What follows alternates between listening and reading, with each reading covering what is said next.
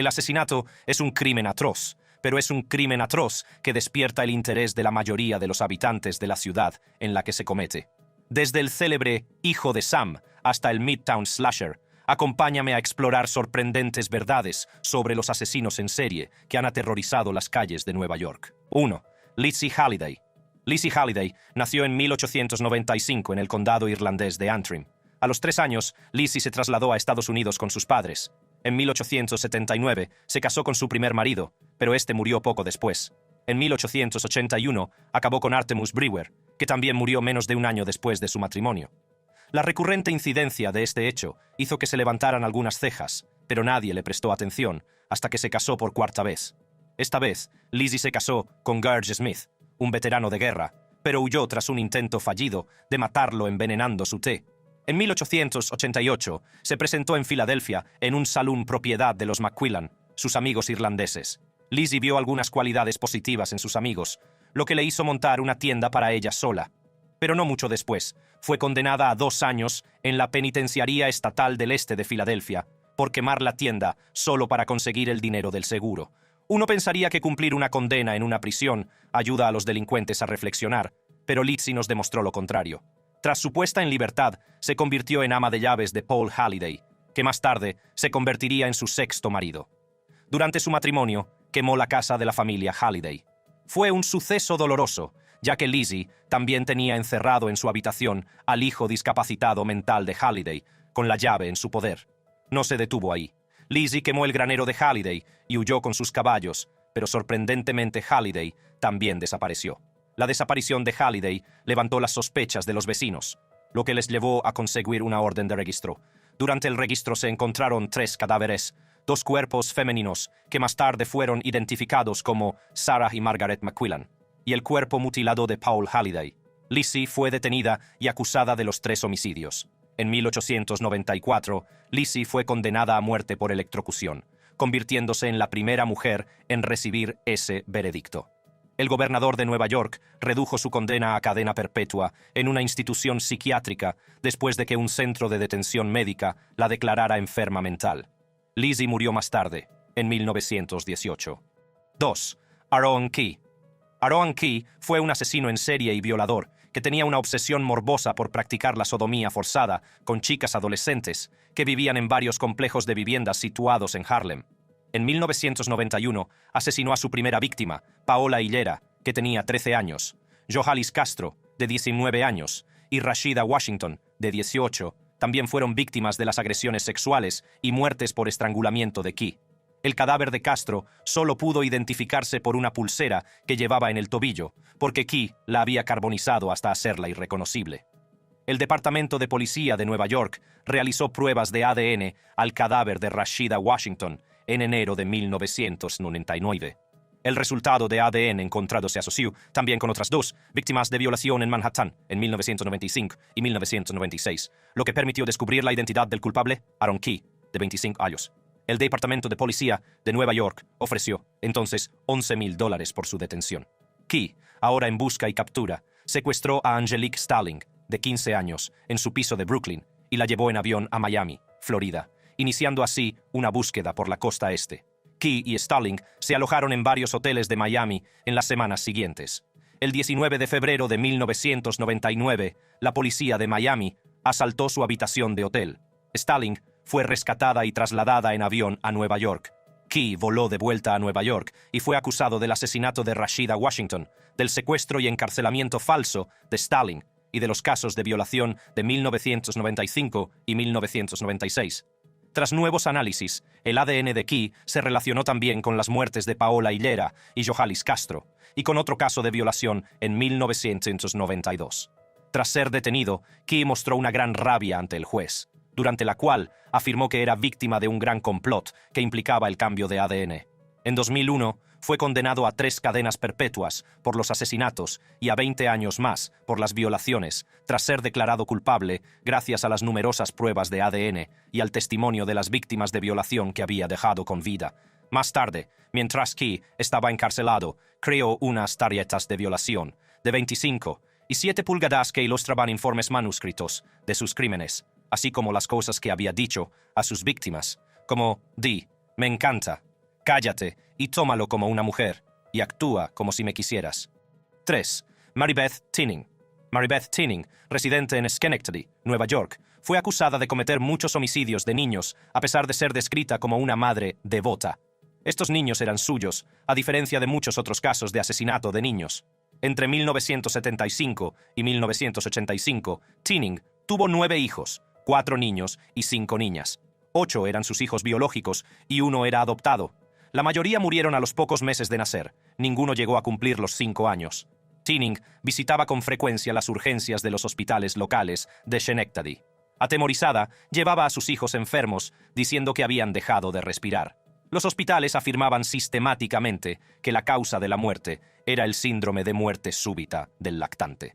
Sin embargo, nadie puso en duda la imposibilidad estadística de que 9 niños de una misma familia hubieran muerto por SMSL. La investigación reveló que la principal motivación de Tinning para llevar a cabo estos homicidios era atraer la simpatía y la atención sobre sí misma. Se descubrió que Tinning había experimentado un subidón emocional tras la pérdida de cada niño, debido a la atención que se le prestaba. La tercera hija de Tinning, Jennifer, murió de meningitis a los pocos días de nacer. Su fallecimiento se produjo de forma natural. Jennifer Tinning fue la primera hija de la familia en fallecer, y parece que su muerte desató cierta maldad en Mary Beth, provocando que asesinara a sus hijos uno tras otro. Sin embargo, la muerte de Tammy la desenmascaró. Mientras investigaba a Mary Beth, esta afirmó haber descubierto a Tammy Lynn, de 3 meses, comatosa en su cuna y con la boca llena de sangre mientras visitaba el hospital con su 9º hijo. Tras ser detenida, Tinning acabó admitiendo el crimen y dijo que también había estado envenenando poco a poco a su cónyuge. Aunque existían sólidas pruebas circunstanciales del asesinato de 8 niños, Tinning solo fue acusada del asesinato de Tammy Lynn. Fue declarada culpable y actualmente cumple condena en prisión, pero se le ha denegado repetidamente la libertad condicional porque sigue sin mostrar signos de remordimiento. 4. Julio González. El 25 de marzo de 1990, Julio González fue al club Happyland del Bronx, donde su exnovia Lidia Feliciano trabajaba como guardarropa. Lidia y González acababan de terminar su relación. Cuando fue a ver a Lidia, se había emborrachado. Como era de esperar, el breve encuentro derivó en una disputa que le llevó a ser expulsado de la discoteca por los porteros. Lo que vino después fue diferente de lo que cualquiera habría previsto. Todavía furioso, Julio intentó comprar una pistola, pero no lo consiguió. Entonces se dirigió a East Tremont y Crotona Parkway para comprar gasolina. Por el camino, González encontró un recipiente vacío de aceite hidráulico, Black Hawk. Dentro de la gasolinera, el empleado, un estudiante de primer año del Lehman College, de 23 años llamado Edward Porras, se negó inicialmente a darle gasolina, pero cambió de opinión cuando llegó otro hombre y le dijo que González estaba bien. González lo llevó de vuelta a Happyland, roció toda la estructura, incluidos los escalones, y le prendió fuego. Luego, González cruzó la calle y vio cómo el fuego empezaba a propagarse. Por desgracia para las personas que se encontraban dentro del club, el local tenía varias infracciones, entre ellas la falta de salidas de emergencia, alarmas o sistemas de rociadores, lo que no hizo sino empeorar la situación. Además, para evitar que la gente entrara gratis, el local había precintado todas las puertas excepto la entrada principal. En un momento de pánico, algunas personas rompieron una puerta y ayudaron a otras a escapar. Un total de 87 personas perecieron en el incendio. Lidia, el blanco de la ira de González, no murió en el incendio. Fue lo bastante lista para darse cuenta de lo que estaba ocurriendo y salió inmediatamente del club. Advirtió a los demás, pero afirmó que nadie le hizo caso. Después de terminar de observar, González tomó un autobús de vuelta a su casa y se puso a pensar en lo que había hecho, lo que le hizo llorar durante todo el camino de vuelta.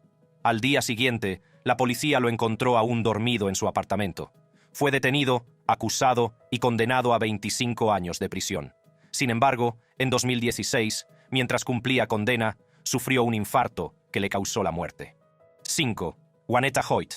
Según una investigación, Juanetta Hoyt era una buena madre a la que repetidamente le habían tocado circunstancias desafortunadas. Juanetta dio a luz a 5 niños entre 1965 y 1971, pero todos murieron. La mayoría de la gente pensó que los bebés habían muerto debido a una enfermedad conocida como síndrome de muerte súbita del lactante, o SMSL. Nadie pensó que pudieran haber sido asesinados. La doctora Linda Norton, patóloga forense de Dallas, Texas, Se interesó por el caso Hoyt. Tras leer el informe del Dr. Steinschneider sobre el caso Hoyt, Norton empezó a sospechar y a investigar el asunto.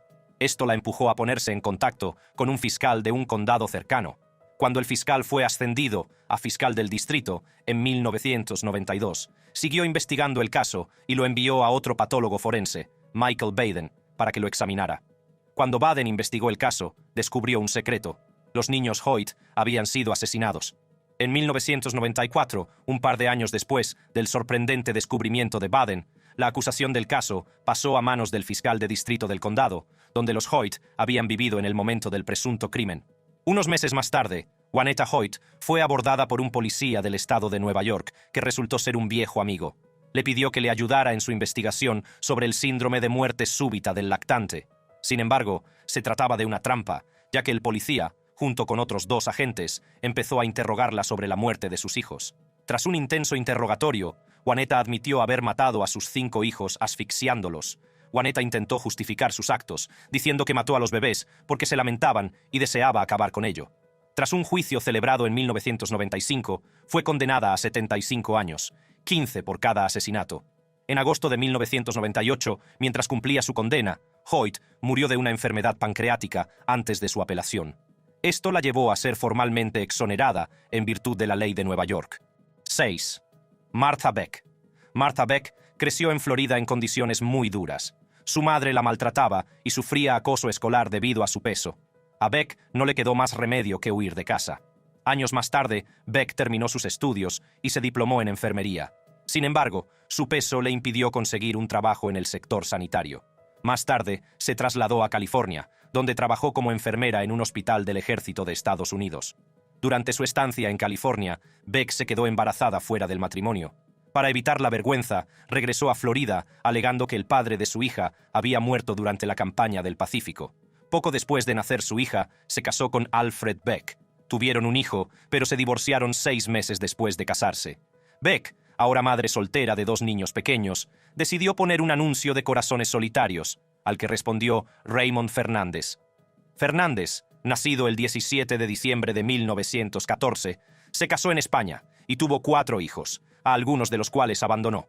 Sirvió en la inteligencia británica en la Segunda Guerra Mundial y luego buscó trabajo en Estados Unidos. Durante este periodo tuvo un accidente en el que se fracturó el cráneo y sufrió una lesión en el lóbulo frontal. Se sospechaba que el daño le inclinaba desde su sentido del derecho hasta las hazañas delictivas. Su primer delito fue robar, y al ser encarcelado, conoció a un compañero de celda que le enseñó vudú y magia negra. Fernández no podía permitirse desaprovechar su poder, así que empezó a embaucar a señoras de sus posesiones tras darse un festín con ellas. Fue en esta época cuando conoció a Martha Beck. Cegada por su obsesión de ser aceptada por un hombre, Beck viajó a Nueva York para vivir con Fernández, dejando a sus 2 hijos en Florida. Fernández, conmovido por su acto de amor incondicional, le confesó sus crímenes. Beck se mostró tranquila y dispuesta a unirse a su amante en todos sus esfuerzos. Una de sus víctimas, Janet Fay, una mujer de 66 años, se comprometió con Fernández y se fue a vivir con él. Beck encontró a Fay en la cama con Fernández y, furiosa, la golpeó con un martillo.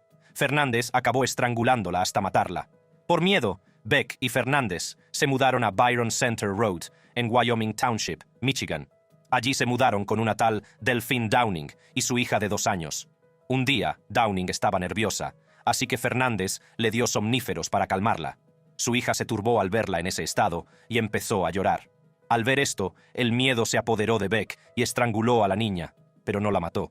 Fernández pensó que Downing sospecharía de su hija magullada, así que le disparó. Tras pasar unos días en casa de Downing, su hija volvió a llorar, pero esta vez Beck la ahogó en una palangana. Cuando no se vio a los Downing, unos vecinos sospechosos alertaron a la policía y el 1 de marzo de 1949, Beck y Fernández fueron detenidos. Ambos fueron finalmente detenidos y condenados a muerte en la silla eléctrica de Nueva York en marzo de 1951. 7. Richard Kuklinski. Richard Kuklinski nació en Jersey City el 11 de abril de 1935, hijo de un padre alcohólico y violento y de una estricta madre religiosa. Durante toda su infancia sufrió abusos físicos y verbales por parte de ambos progenitores. Las torturas que le infligía su padre eran tan graves que provocaron la muerte del hermano mayor de Kuklinski, quien, según la historia presentada a las autoridades, se había caído por las escaleras. Abandonó la escuela en 8º curso. Kuklinski decidió entonces contagiar su agresividad al resto del mundo. A los 10 años, Richard empezó a torturar animales y fantaseaba con matar a su padre. Era conocido por atar gatos por la cola, lanzarlos por encima de tendederos y ver cómo se despedazaban unos a otros. A los 14, cometió su primer asesinato conocido, golpeando hasta la muerte a Charlie Chase, el líder de una banda de adolescentes, arrojándolo desde un puente y quitándole los dientes y las puntas de los dedos para impedir su identificación. A continuación, atacó a los otros 6 miembros de la banda, casi matándolos a todos. De adulto, se aventuró en el robo y la comercialización de pornografía pirata. Sorprendentemente, se casó y tuvo a sus hijos, pero a pesar de ello, asesinó a sangre fría a 5 personas entre 1980 y 1984. Cuando se interrogó a su familia sobre Kuklinski, afirmaron desconocer sus actividades delictivas. Durante las investigaciones, se descubrió que congeló a una de sus víctimas para ocultar la hora de su muerte. Este incidente le dio el título de «hombre de hielo». Además, descubrieron que su modus operandi consistía en atraer a hombres a reuniones secretas, asegurándoles abundantes oportunidades de negocio, para luego matarlos y robarles el dinero. Tras una investigación de 18 meses en 1986, fue detenido y en 1988 condenado a cadena perpetua. Aún cumpliendo condena, admitió haber matado a un agente de policía, Peter Calabro, en 2003. Esta confesión le valió una condena adicional de 30 años. Tras su condena por asesinato, Kuklinski concedió entrevistas a escritores, fiscales, criminólogos y psiquiatras. Afirmó haber matado brutalmente a entre 100 y 200 hombres, aunque los asesinatos no están confirmados.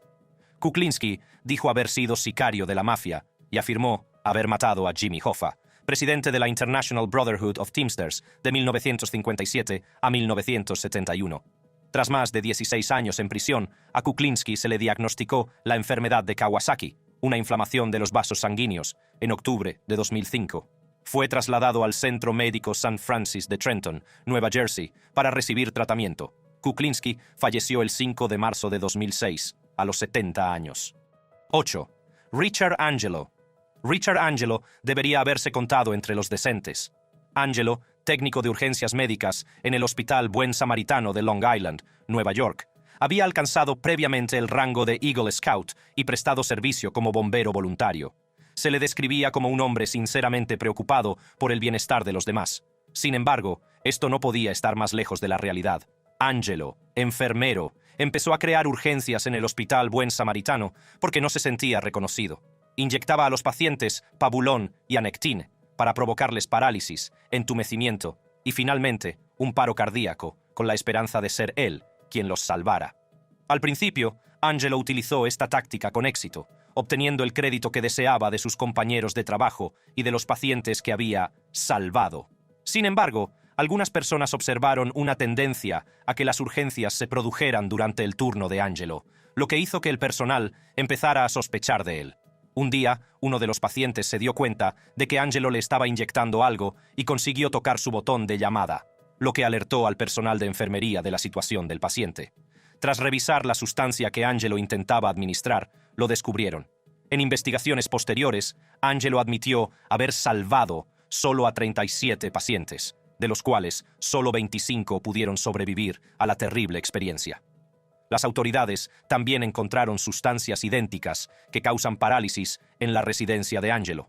Al ser interrogado sobre los asesinatos, Angelo explicó que no pretendía matarlos.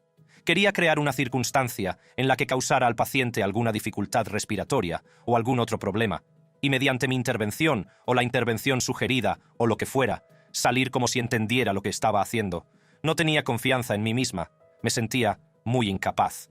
Angelo fue declarado culpable y condenado a 61 años de cárcel por su crimen. Aún hoy sigue allí. 9. Joel Rifkin. Rifkin creció en un entorno relativamente ordinario.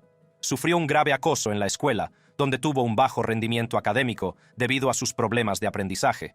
Por aquel entonces, empezó a soñar que cometía actos violentos contra mujeres. Más tarde, cuando terminó los estudios, intentó trabajar, pero no lo consiguió. En un momento dado, empezó a buscar los servicios de prostitutas y al mismo tiempo a interesarse por los asesinos en serie que mataban a prostitutas. Llegó a reunir recortes de periódicos sobre asesinos en serie que mataban prostitutas.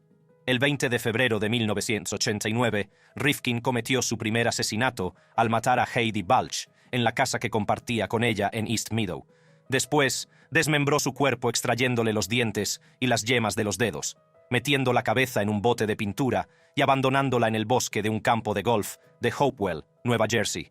Se deshizo de sus piernas más al norte y arrojó el torso y los brazos que le quedaban al East River, en los alrededores de Nueva York. La cabeza de Balch, que había sido separada del cuerpo, fue encontrada en el séptimo hoyo del campo de golf el 5 de marzo de 1989. La identificación de sus restos no tuvo lugar hasta 2013. En 1993, Rifkin fue detenido después de que la policía le diera el alto en la autopista Southern State Parkway por conducir sin matrícula y observar un olor a podrido que salía del maletero del coche. Tras comprobarlo, descubrieron los restos en descomposición de la última víctima de Rifkin, una prostituta y bailarina, Tiffany Bresciani. Tras las investigaciones, se descubrió que Tiffany y Balch no eran sus únicas víctimas. Se supuso que había matado a 16 mujeres más en 4 años. Rifkin afirmaba que la mayoría de las víctimas eran prostitutas, pero después de matarlas, diseccionaba a sus víctimas y colocaba sus partes en un recipiente que luego arrollaba a diversas masas de agua de Nueva York. En 1994 fue declarado culpable de 9 asesinatos en segundo grado y condenado a 203 años de prisión. 10. Albert Hamilton Fish. Albert Hamilton Fish, conocido como el hombre lobo de Wisteria, fue un asesino en serie estadounidense de principios del siglo XX. Nacido en Washington, D.C., Fish tuvo una educación dura y fue enviado a un orfanato tras la muerte de su padre. Sus experiencias allí, que incluyeron graves torturas físicas, contribuyeron a su comportamiento criminal. En sus últimos años, Fish cometió crímenes horrendos. Sus objetivos solían ser niños y niñas vulnerables de familias desfavorecidas. Fish atraía a sus víctimas a lugares remotos antes de torturarlas y matarlas. También afirmaba haber comido la carne de sus víctimas. En 1928, Fish secuestró y mató a Beatrice Kiel, de 8 años. Después de matarla, envió una carta a sus padres. Además, en 1934, Fish asesinó a Grace Budd. Había mentido al solicitar un trabajo y conoció a la familia de Grace. Llevó a la chica a una casa abandonada y la mató. Sin embargo, similar a su modus operandi, había enviado una carta a la familia de Grace. En la carta, Fish confesaba el asesinato y describía el tormento que le infligió antes de matarla. Esta carta, que no tenía dirección ni número postal, fue rastreada gracias a un relieve único que pertenecía a una fábrica de papel y que había delatado la ubicación de Fish. William King, un fiscal, investigó el caso de asesinato durante años y reunió muchas pruebas contra Fish, entre ellas su carta de confesión y testigos que le vieron cerca del asesinato. Esto condujo a la detención y juicio de Fish por el asesinato y secuestro de Grace Budd. Aunque era sospechoso de al menos 5 asesinatos, solo admitió haber asesinado a 3 y apuñalado a otros 2. El 16 de enero de 1936, Fish se declaró culpable y fue ejecutado por electrocución en la cárcel de Sing Sing, Nueva York. Los actos de Albert Hamilton Fish indignaron a la nación. Fue una figura aterradora en la historia criminal de Estados Unidos, debido a su prolongada evasión del arresto y a su inmensa depravación. Su muerte ofreció a las familias de sus víctimas un consuelo, pero hizo poco por aliviar su sufrimiento. 11. Robert Schulman. El asesino en serie estadounidense, Robert Schulman, aterrorizó a la ciudad de Nueva York a principios de la década de 1990. Schulman, nacido en 1954, tuvo una educación difícil y antecedentes de enfermedad mental. Tras ser diagnosticado de esquizofrenia, recibió medicación para tratar sus síntomas. Sin embargo, su enfermedad mental no le impidió convertirse en uno de los asesinos en serie más aterradores, que llevó a cabo una serie de atroces asesinatos. Paula Hernández, una estudiante universitaria de 19 años, fue la primera víctima de Schulman en 1991, lo que marcó el inicio de sus asesinatos. Al día siguiente mató al menos a otras 3 mujeres jóvenes e indefensas. Antes de atacar y matar a sus víctimas, Schulman las perseguía y acechaba durante días o semanas. Los asesinatos cometidos por Schulman eran excepcionalmente gráficos. Con frecuencia, cortaba los cadáveres de sus víctimas con un cuchillo, después de estrangularlas con sus prendas. Además, les sacaba los ojos y los guardaba como recuerdo, que luego utilizaba para burlarse de la policía. Cuando Shulman fue detenido por otro delito en 1996, su reinado de terror llegó a su fin. Confesó los asesinatos y ofreció información que solo el autor conocería al ser interrogado. Fue acusado entonces de 4 cargos de asesinato y posteriormente condenado por cada uno de ellos. Shulman fue condenado a cadena perpetua sin posibilidad de excarcelación. Sin embargo, no vivió lo suficiente para cumplir su condena. Se ahorcó con una sábana en su celda y fue descubierto muerto allí en 2006. 12. David Berkowitz, hijo de Sam. El asesino en serie estadounidense. David Berkowitz, a veces llamado el hijo de Sam, fue un asesino que aterrorizó a la ciudad de Nueva York. Berkowitz, que nació en 1953, tuvo una infancia problemática.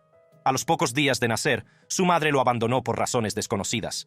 Más tarde fue adoptado por Pearl y Nathan Berkowitz, que lo criaron como si fuera suyo. A mediados de la década de 1970, Berkowitz cometió sus primeros crímenes.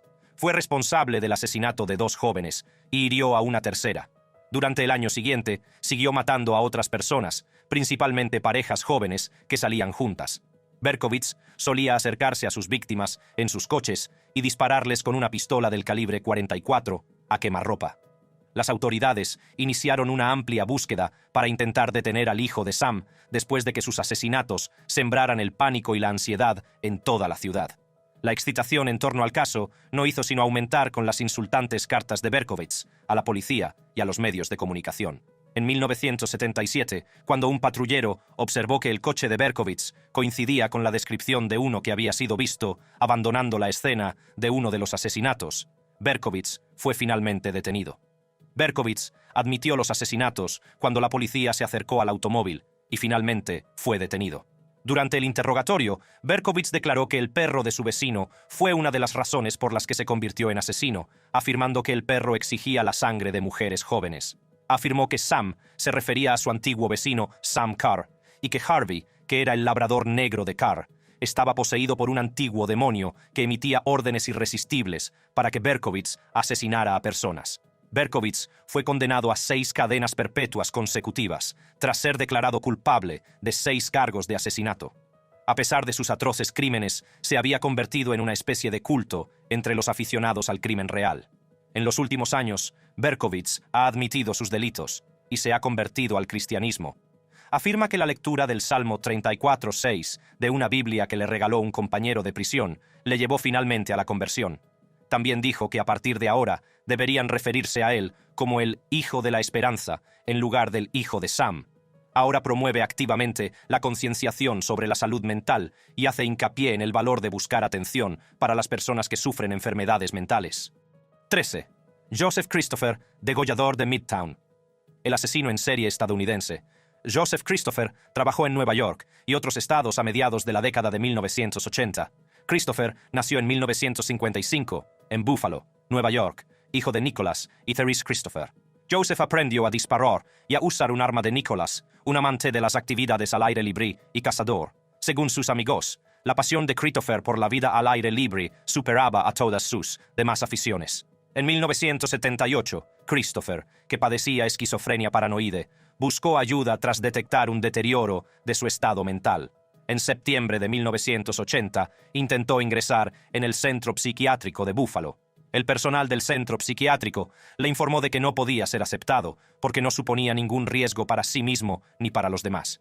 Las matanzas de calibre 22 comenzaron 14 días después de su salida del centro. El periplo asesino de Christopher comenzó en 1980, cuando mató a un hombre en Buffalo, Nueva York. En los años siguientes, mató a varias víctimas en Nueva York y otros estados. Las víctimas de Christopher eran hombres negros, a los que solía seguir durante días o semanas antes de matarlos. Christopher utilizaba técnicas de asesinato excepcionalmente violentas. Con frecuencia, utilizaba una pistola del calibre 22 para disparar repetidamente a sus víctimas, tras lo cual seccionaba sus cuerpos con un cuchillo. El 13 de noviembre de 1980, Christopher se alistó en el ejército estadounidense y fue trasladado a Fort Benning, Georgia. Al cabo de un tiempo, se fue de vacaciones de Navidad a Manhattan, Nueva York. Allí, Christopher mató a 4 personas y apuñaló a otras 2 en un plazo de 12 horas. Después, regresó a Buffalo, donde apuñaló a otros 2 hombres negros. Christopher no pudo controlarse y apuñaló a 3 personas más, pero todas sobrevivieron. En 1981, Christopher regresó a Fort Benning. Allí fue detenido tras apuñalar a un soldado negro de Fort Benning. Durante su detención, Christopher tuvo un par de sesiones de psiquiatría en las que admitió que tenía que matar negros. Esta admisión dio lugar a nuevas investigaciones. Christopher fue finalmente relacionado con todos sus crímenes y fue declarado culpable de todos los cargos. Christopher fue condenado originalmente a 60 años de prisión, pero su condena fue aumentada posteriormente a cadena perpetua sin libertad condicional. Murió de un cáncer de mama poco frecuente durante su estancia en prisión. 14. Kendall Francois, el asesino en serie estadounidense. Kendall Francois actuó en Poughkeepsie, Nueva York, a finales de la década de 1990. Francois, nacido en 1971, tuvo una educación difícil y antecedentes de enfermedad mental. Le diagnosticaron esquizofrenia paranoide y pasó algún tiempo en un hospital psiquiátrico. Sin embargo, esto no le impidió cometer una serie de atroces asesinatos. En 1996, Katina Newmaster, una mujer de 29 años, se convirtió en la primera víctima de los crímenes de Francois al ser asesinada. En los años siguientes, siguió asesinando al menos a 7 mujeres más. Todas las víctimas de Francois eran prostitutas, y con frecuencia las atraía a su casa antes de matarlas. Francois utilizaba técnicas de asesinato especialmente horribles. A menudo utilizaba sus prendas de vestir para estrangular a sus víctimas, después de lo cual almacenaba sus cuerpos en su casa. Al parecer, los cadáveres de algunas de sus víctimas permanecieron en su ático durante meses antes de deshacerse de ellos. Las autoridades fueron llamadas a la residencia de Francois en 1998 por un olor fétido procedente de la casa, y allí se enteraron de los crímenes de Francois. Cuando llegaron, encontraron numerosos cadáveres que se suponía eran de las víctimas de Francois. Como consecuencia, Francois fue detenido y se le imputaron múltiples cargos de asesinato. Francois fue declarado culpable de todos los cargos y condenado a cadena perpetua sin posibilidad de libertad condicional. En 2014, falleció en prisión por causas naturales. Las consecuencias de los crímenes de Kendall Francois siguen afectando al vecindario de Poughkeepsie. Mucha gente se sintió asustada e inquieta por sus horribles técnicas de asesinato y su selección de mujeres como objetivo. Sin embargo, el hecho de que fuera detenido y declarado culpable también da fe de la diligencia y el compromiso de las fuerzas del orden, que trabajaron sin descanso para llevarlo ante la justicia. Aunque algunos se hayan sentido aliviados por su muerte, sus actos traumatizaron a mucha gente. El legado de Francois sirve para recordar el valor de la ascensión a la salud mental en nuestra sociedad y en todo el mundo.